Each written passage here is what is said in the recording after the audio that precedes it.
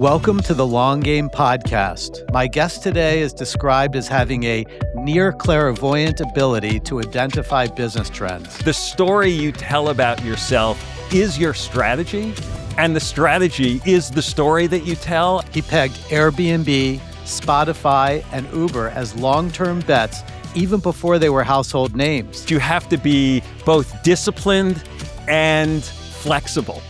It's sort of knowing when to say, this is what we're doing. And as the former editor-in-chief of Fast Company, he was the first person to put a young Mark Zuckerberg on a magazine cover. He was viewed by other business media as being a dumb kid.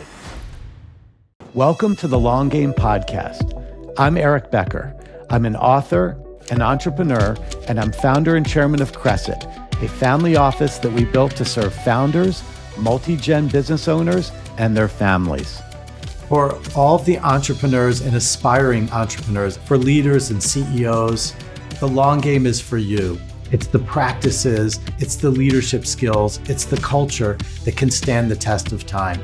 I'm Eric Becker, and this is The Long Game.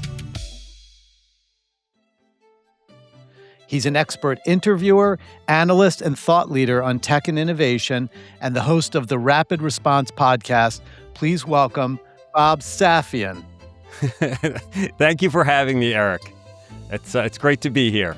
It's great to be here, but since you're an expert interviewer, maybe we should change roles and have you on the fly interview me.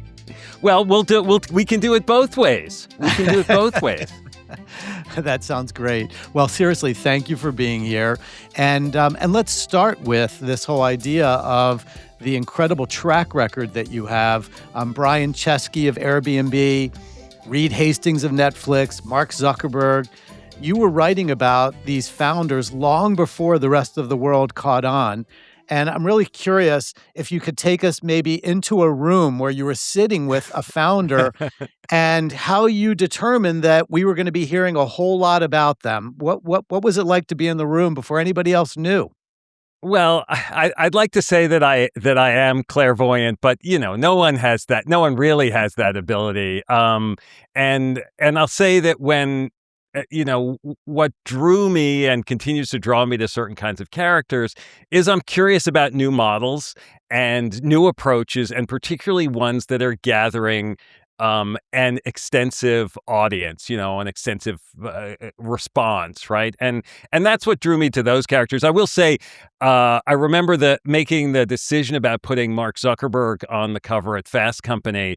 At that point, he was 22 years old. They had, 20 million users or something like that, right? But the reason that we could have him on the cover was because he was viewed by other business media as being a dumb kid, because he had turned down these billion-dollar offers from Yahoo and Viacom just when the folks at YouTube were sort of, quote, smart enough to sell out and get their money from Google, and that made him available. It also made his story intriguing. Our cover line was the kid who turned down $1 billion, who's not intrigued by that.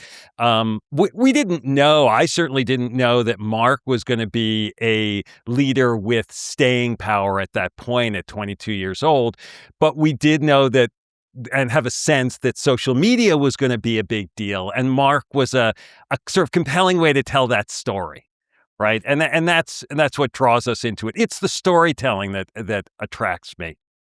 Which I love, and I think of storytelling, as really a metaphor in life.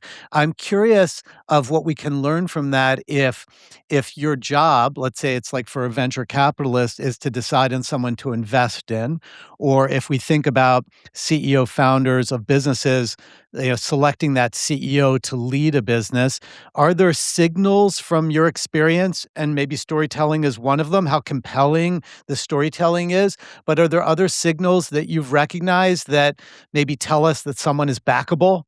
Well, I think there are two different things you're talking about there. I think when you're a VC, like me as being a journalist, you're putting together a portfolio, right? And so it's across that portfolio, you're looking for impact, but you don't have the same pressure on making the specific right decision on one thing. I can talk about the Mark Zuckerberg cover. I'm not going to talk to you about the covers that I did that maybe are people who didn't pan out quite the same way, right?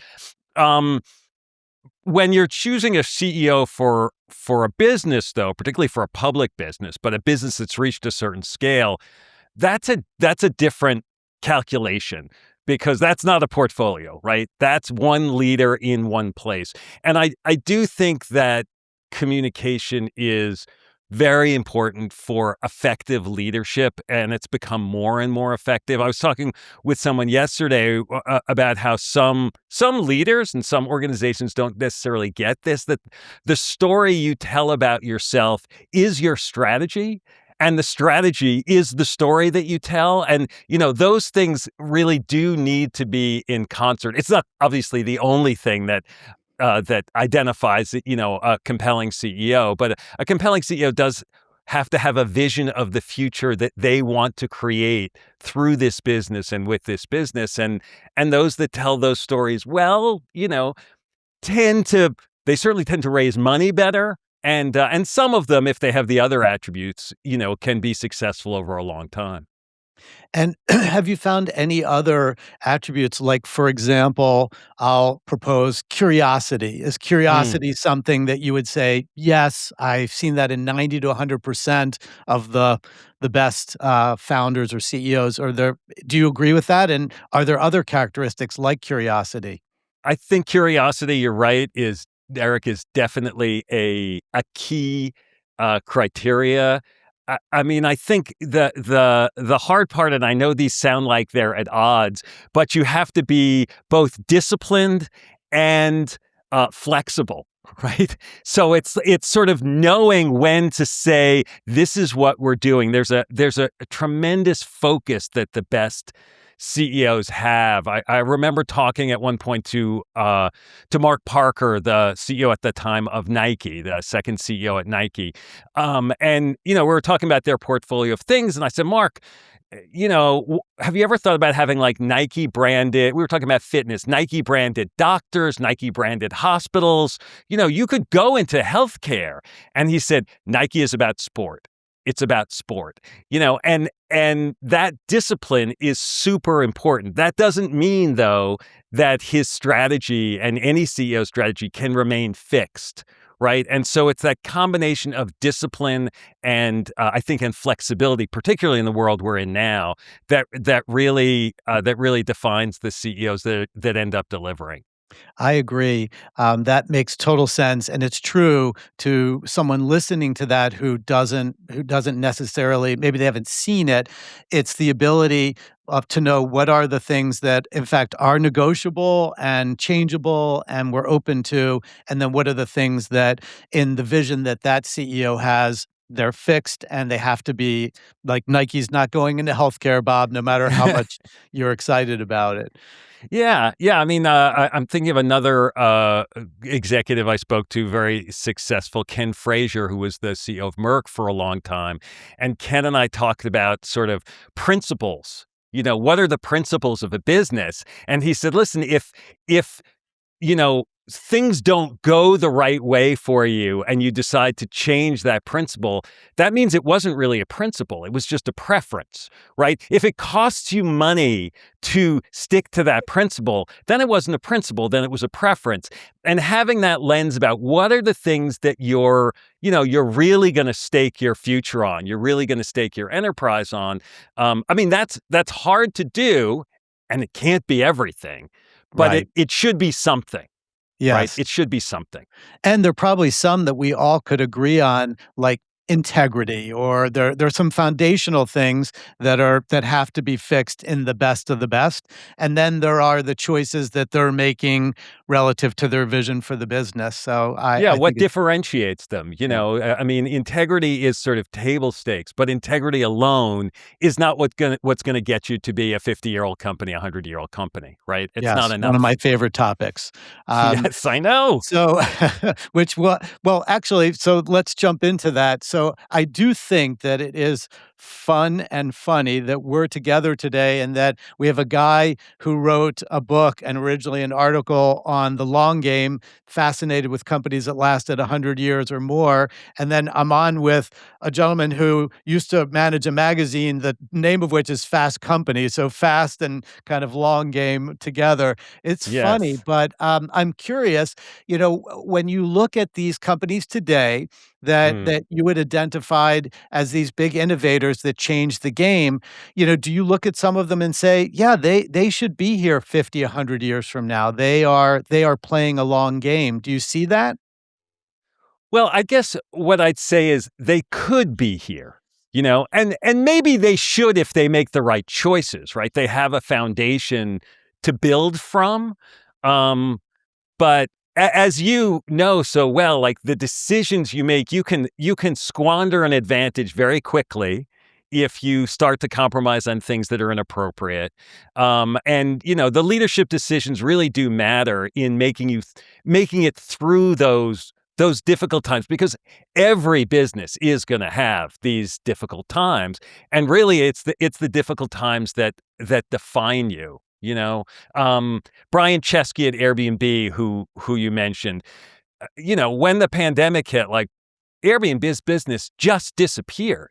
I mean, there was no one who was going to Airbnbs. No one was letting anybody else into their house, right? I mean, the business like virtually went away, and Brian really used that moment to kind of, refocus on what makes this enterprise special. What are we about? He narrowed down the focus a little bit more, and the business came back very strongly and ended up, IPOing at a much higher valuation than he had originally thought it was going to. So it's those hard moments in some ways that reveal who the leaders are and what the businesses are that are gonna make their way through. I couldn't agree with you more. In the businesses that I studied, we found that there were kind of in 100 years, there were maybe 10 to 15 what we called moments of truth, which would be that type of an event that you were just talking Yes. about, and the decision that you made in that moment of truth. It was kind of everything. Like, did you pivot? What was the decision that you made? And if you did, then you were around at 100, and literally any one of them could have been the end of an enterprise. Mhm. So perhaps that's consistent then with what you've seen. Yeah, I mean, there's this expression, these bet the company moments, right? These bet the company decisions. Sometimes they really are bet the company decisions, and sometimes they're decisions that you don't realize are bet the company decisions until later because of the way the world moves. But that's, I mean, really, like that is what the role of the CEO ultimately is to make the hardest decisions where there is the least amount of clear information, right?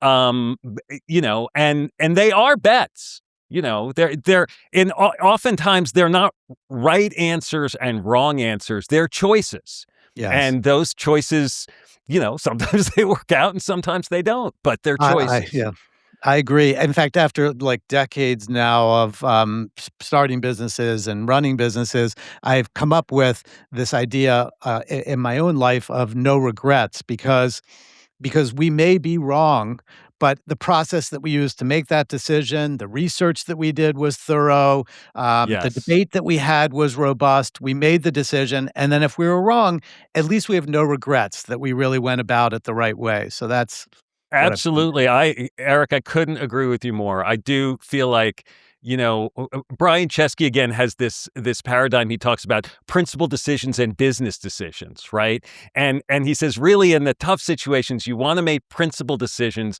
because you want to feel like even if this doesn't work out, even if it didn't turn out the way I hoped it would, I'm still proud that that's the decision I made. Right. And that's really what you're saying. Like, make it based on something where like it goes well, it doesn't go well, but I feel confident that this is the right decision for us. Yeah. So one of the things that I used to say is, build your business like you're going to own it forever because you just might. And that's all part of kind of long game thinking. But I am curious, with all of the founders that you met, have you met anyone who kind of revealed to you in the interview that they're in it for a quick exit? Like, I created something and I'm going to build this and get out kind of as soon as it's realistic. Have you come across that? And has anybody been successful with that as their strategy? I mean, I think there are certainly founders who do that and who take the payday and move off. Mhm. They may not be household names quite the same way, Right. and sometimes I will say for some of them, uh, they're disappointed with what has transpired afterwards because for them, really, it wasn't about the money. It was about the journey, and the journey is a lot more fun, and you have a lot more control when you're running your own enterprise. I will say that I feel like, uh, you know, Mark Zuckerberg's decision not to sell Facebook sort of validated and ushered in a generation of business leaders, founders who are like, it's better to not sell. The presumption always used to be, with rare exceptions, Bill Gates or Steve Jobs, right? That like you'd start a business, it would get to a certain point, and then you'd have to bring in a professional CEO to actually run the business going forward, right? Mhm. I mean, listen, that's why Google brought in Eric Schmidt to Mhm. to be with Larry and Sergey at Google to sort of bring in that more senior seasoned person. And I think Mark has really inspired a generation of entrepreneurs to think like, no, maybe it's better if I stay in charge, that there's something special that I bring to this. I mean, it's not just Mark, Howard Schultz at Starbucks in some ways did some of the same things. Him coming back as CEO was sort of indicative of that. Um, I think it can be very powerful to be um, motivated by a founder, a founder's vision. But I also think the transition from a founder to whatever the next generation is can be challenging. And some folks do it well, and some really struggle when they get to those transitions. There's so many ways in which you can struggle. You can struggle with yourself in terms of your ability to make that transition, or you could be okay with the transition and struggle with who you select and your selection process. So there are kind of a lot of ways to go wrong with that.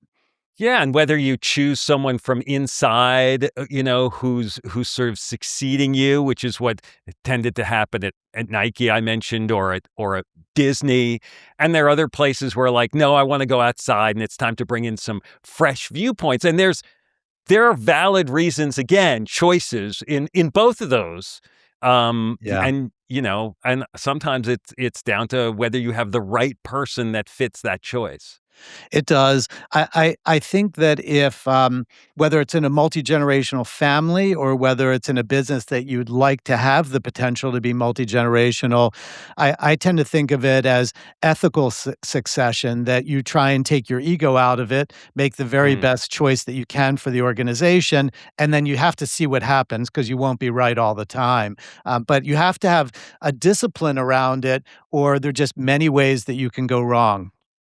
Well, you use that phrase, you say, "Take your ego out of it." I mean, I think for a lot of CEOs and founders, taking their ego out of it is not easy. I Not mean, easy. Not these are easy. not people with small egos, certainly by the time they've reached a certain level of success, and they may think they're taking their ego out of it, but, you know, It's hard to there's a lot do, of yeah. yes, especially if you're the founder, really, really hard to do, no question about it, and then, of course, the first time that your successor hits a speed bump or a pothole, it's so tempting to just be like, "I'm back," "I'm back."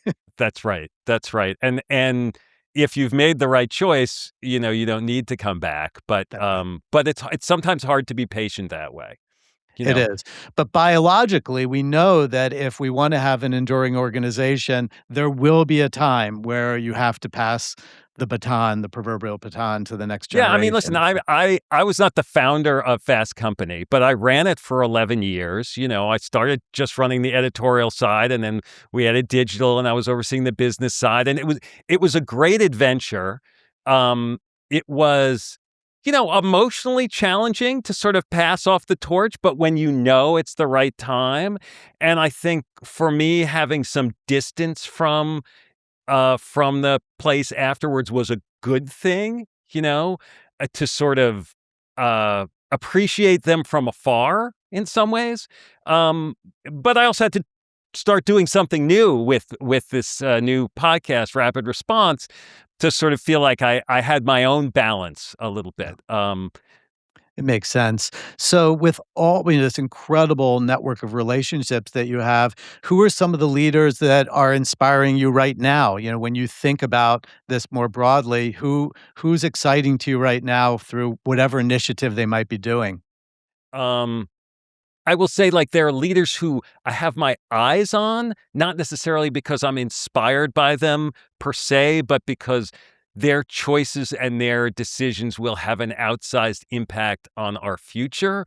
And those are the folks who are around AI. That's the OpenAI and Anthropic, and these emerging NVIDIA. businesses. Mhm, Yes, that may be, you know, 100-year businesses, mhm. but they may be the Friendster of this era. Right. I mean, right? Like, There will it be. is it is hard. Some of them certainly will be. Yeah. Not everyone is gonna get there. Is NVIDIA gonna be I mean, listen, Intel is still around, but Intel is not the driving, you know, force that it was, Yeah. right? Cisco was, the most valuable company, and it's still here, Right. but it doesn't have the same stature and heft that it had. And what would it take? Will it take for NVIDIA to do that? Is that even the right goal for NVIDIA? I mean, I think those are some of the questions you're sometimes asking, which is like, what is the right goal? Is the right goal scale? Is the right goal longevity? Right? Like, where are you trying to get to? Yeah, that's a really, really good question. I think one thing that in terms of when you were talking about leaders that you have your eye on, one thing that I find so interesting and really encouraging is that, yes, it's true that CEOs right now, there might be some of these third rails they have to be careful of. But one, if they stay really, really close to the customer and they speak in a way that the customer wants to hear and listen for, then that probably is a good true north in terms of what to do, because that is ultimately who is paying the bills. Yes, and that's where the values of the organization and some of the principles that we talked about earlier certainly come into it. I mean, when I say I'm intrigued by what's happening at OpenAI, like Sam Altman is having societal impact beyond just the confines of his company, right? And I think there's opportunity. I mean, the power that he has and the power that's is amplified by the fact that they feel like those in government who might offer alternate perspectives don't really, quote, understand this tech, right? And so that sort of the argument is that gives them a free pass to do whatever is good, whatever they think is good, which means whatever is good for their business.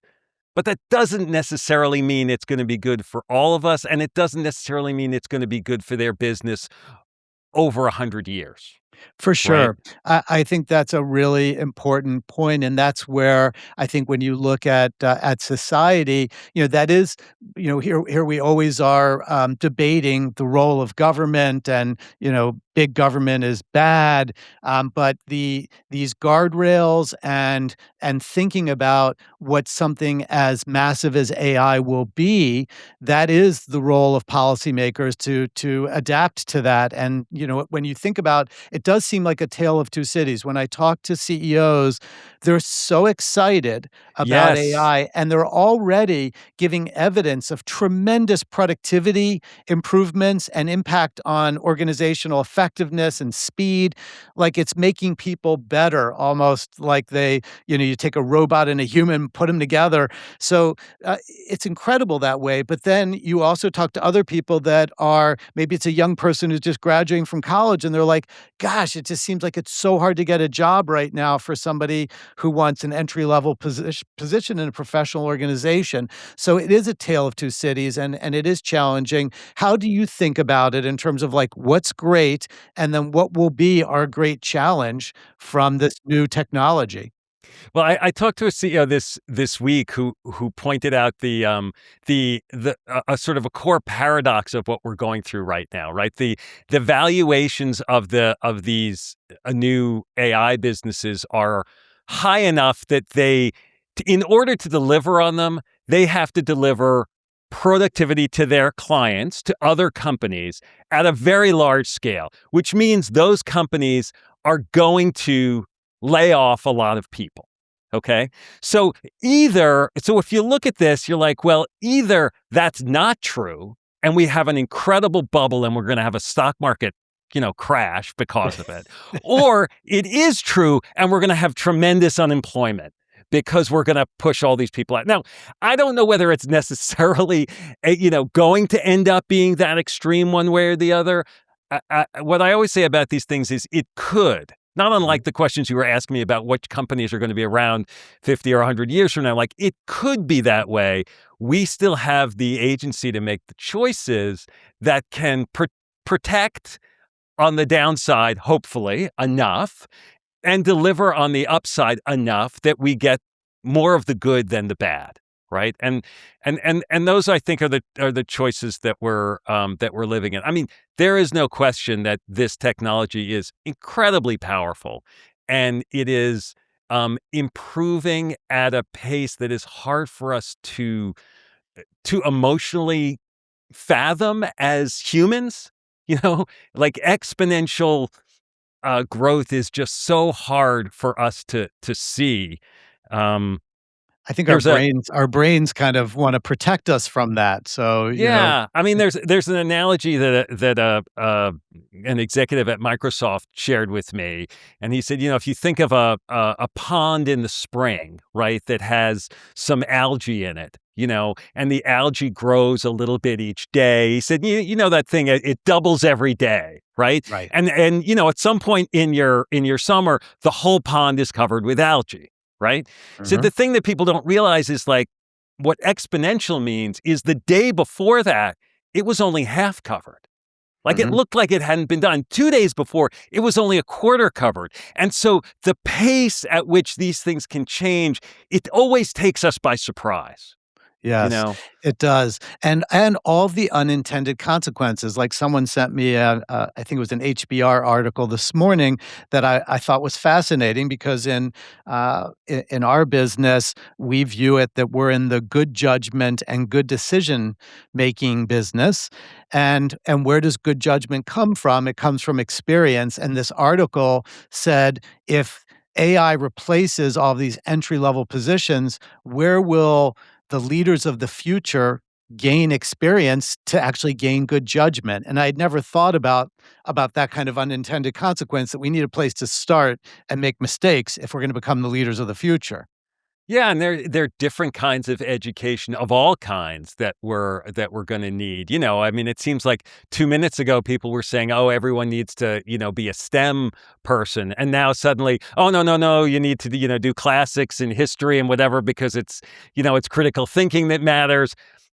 I mean, probably the answer is yes, you need some of all of it, but we're gonna be forced to rethink a lot of things as these tools become more widely used. Absolutely. So, have you been reading about, thinking about the alpha schools are originating out of Austin, Texas? This idea of 2 hours of an AI teacher every day, and then the balance of the day on the arts and on leadership and getting out into the world and learning how to communicate and things. Have you had a chance to think about that or been exposed to it?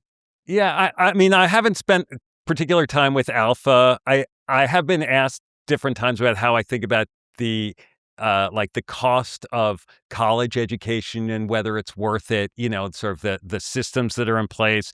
And in whatever way we receive it, the most important thing that we learn at school is we learn how to learn, right? That's really what we're doing. And the world is changing at such a rapid pace and shows every indication that it's going to keep changing at a rapid pace.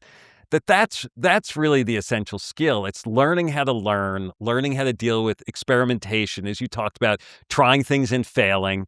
And it's almost like that word failing is the wrong word, because really it's just learning. Yeah. That's what it is, right? And I think in whatever formats, at whatever ages we're at, even if we're folks who are fairly far along in our careers, like you and I, like we have to keep learning and experimenting and being open and curious. That's really what's going to matter most, I you know. agree. I agree in that, and curiosity was something you said you saw really across so many of the leaders that you've gotten to know. So we're talking about massive change when we're just talking about AI. What about this concept of super intelligence, and how do you think about that? And your, the analogy of the pond suddenly being completely covered. Like, what does that do to this equation? Yeah, I mean, I think of all that as a continuum. People use the word AI or machine learning or algorithms. I mean, they're all different versions of along a continuum of different tools that can do different things. Are we going to end up in a world where I can't differentiate between whether I'm actually talking to Eric Becker or I'm talking to Eric Becker's avatar? Um, we might be. I mean, that's not that far off to be able to create a digital twin that can make us feel that way. But I don't think that's necessarily the same thing as replacing, what makes us human and what makes the human relationship and the human experience distinctive. And at least I hope it doesn't. Yeah, You know, me and too. and that's the way I think about it. Yeah, I do think that, there'll be, like, new breakthroughs and thresholds that will test us, and, when I think about my parents met in the theater in the show Anything Goes at University of Maryland, and my mom ended up in this career teaching at the Peabody Conservatory of Music and then with the Baltimore Symphony. When AI breaks into the creative arts and starts really producing, art that is recognized, music that is recognized, that's now kind of a whole other category that does touch our humanness, I think, at a very deep level.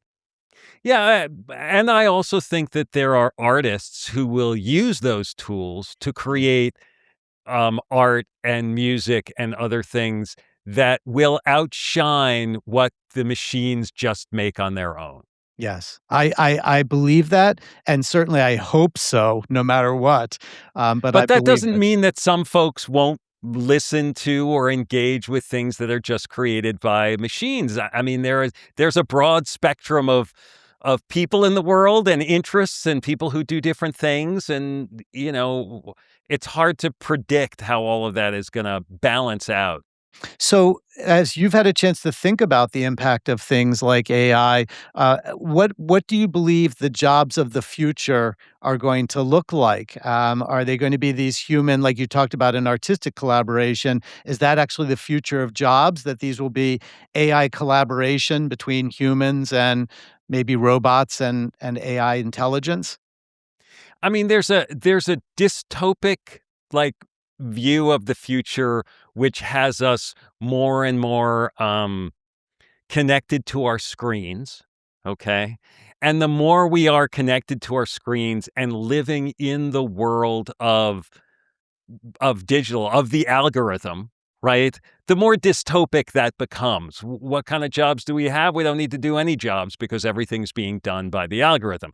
Mhm. Um, the more our future actually engages in the physical world, that doesn't necessarily change those jobs. Now, there may be robots or I mean, robots, people think of humanoid robots, so they may not look like people, but, tools that will manage some of the more physically demanding things that humans do. We didn't used to have cars or planes or, other things that make the human experience much easier. And I was talking with someone about a undersea welding, robot. Like, yeah, they can't get enough people who want to be undersea welders, and it's dangerous, and that's not a bad thing for robots to do, right? Even though it's in the physical world.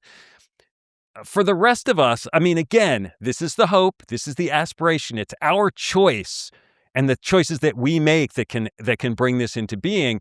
Do we have more time in our day for the things that are more meaningful to us as humans because we have offloaded certain things to the machines? And if we do that, it's both about what work we do, it's about the role that work plays in our lives, the relative balance between work and other pursuits, right? There are a lot of choices that are still out there for us, but and I don't have a clear, like, roadmap for the future, and I try hard in this environment not to anchor on one, Yeah.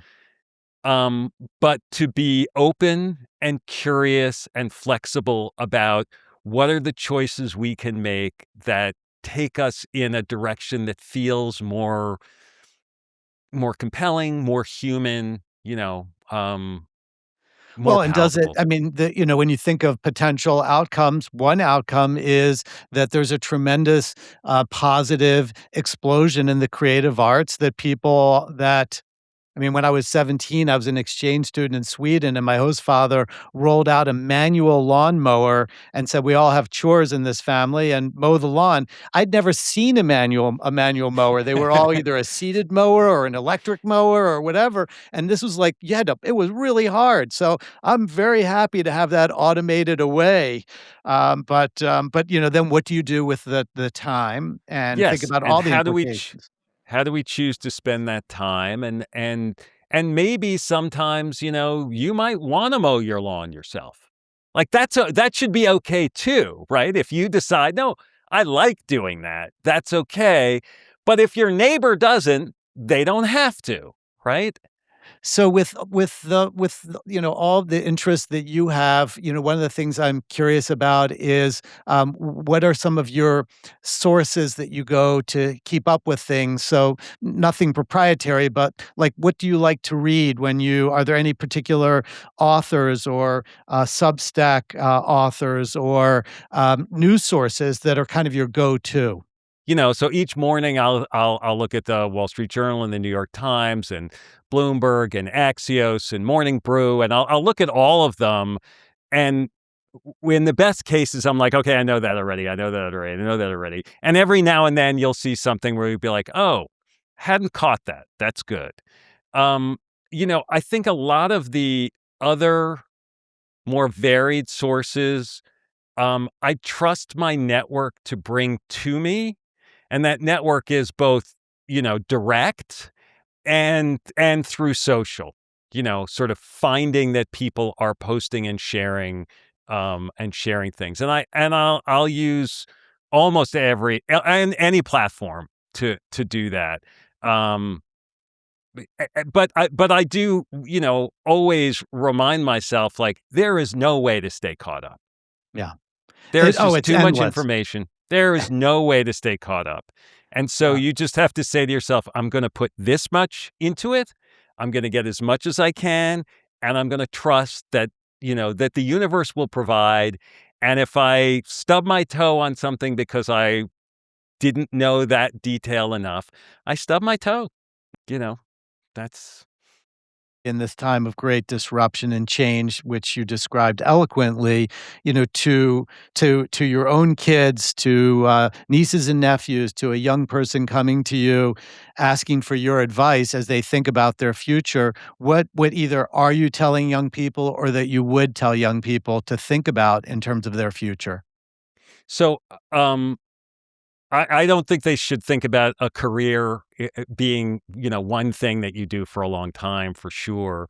There's a phrase that I came up with at Fast Company that I wrote about called Generation Flux, and it's not really defined by your chronological age. It's about your mindset. It's this willingness to be adaptable to changes and to accept chaos and recognize what chaos is and adapt yourself accordingly.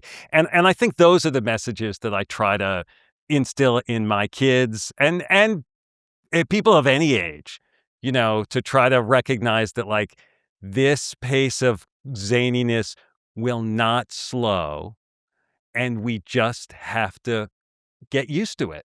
Yeah, And that is not natural for us as humans. Certainly it's not with not. the way we're trained as kids and in school, and it's just not ordered the way we might want it to be. But Well, it's yeah, the way it is.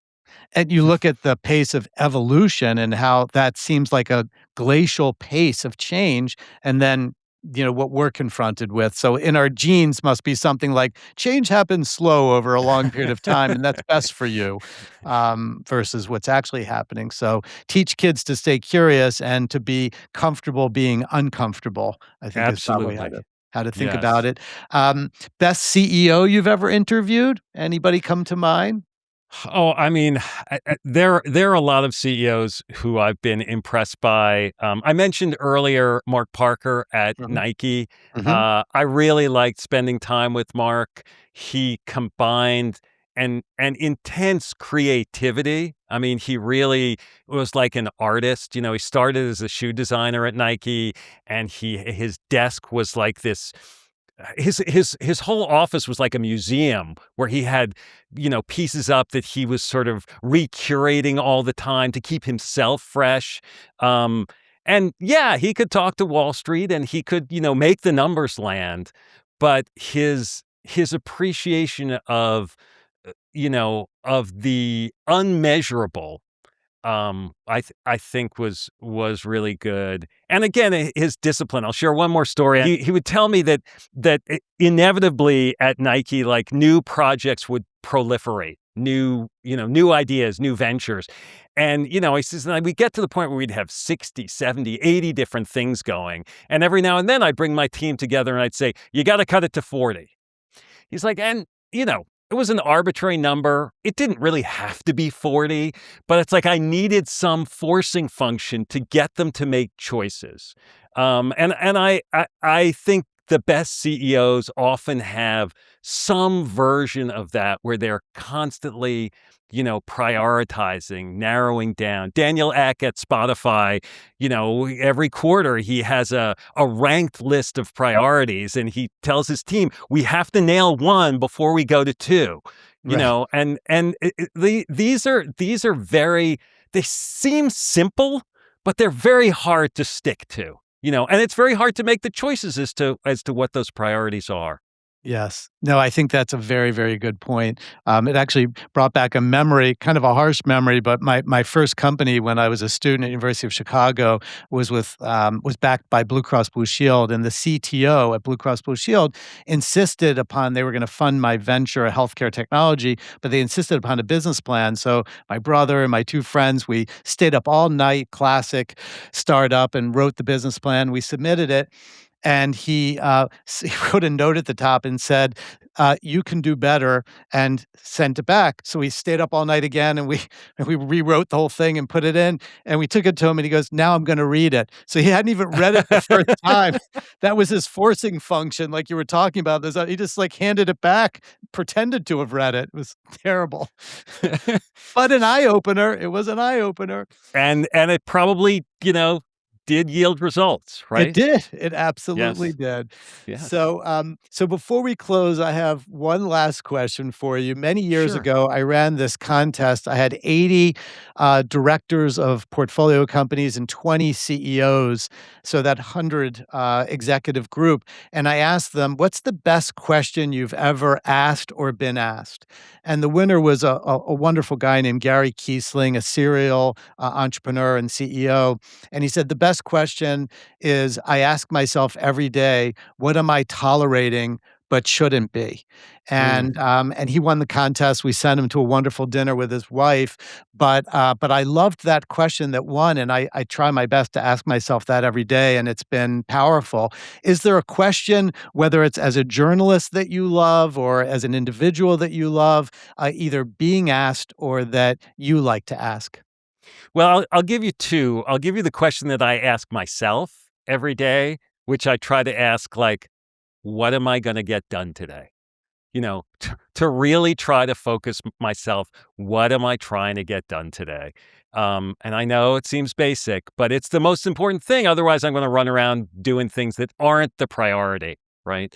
As a journalist, the question I like to ask is, what do people most misunderstand about your business? And it you know often gets my guests to places that are not planned. And that's really what I'm trying to do in asking my questions, is to I get them. love I love Yeah. that question, and the truth of the matter is that my co-founder of Crescent, Avi Stein, and I, our business exists because of asking that question as clients ourselves. We were so dissatisfied and frustrated with Mm, our understanding of family office and wealth management that we end up starting a company to solve it. So it's a powerful question. yes, for sure, for sure. Well, this has been great. Thank you for having me on. Oh, it's been so much fun, and I'm so glad that we met. And I just want to tell you how much I appreciate you taking the time to be with us today.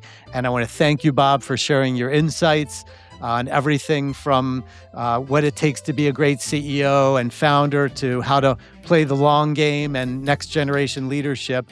To hear more, be sure to check out Rapid Response wherever you listen to your favorite podcasts. Thanks so much. Thanks, Eric. Thank you, Bob. Before I let you go, if this episode resonated with you, please share it generously and please click the subscribe button below.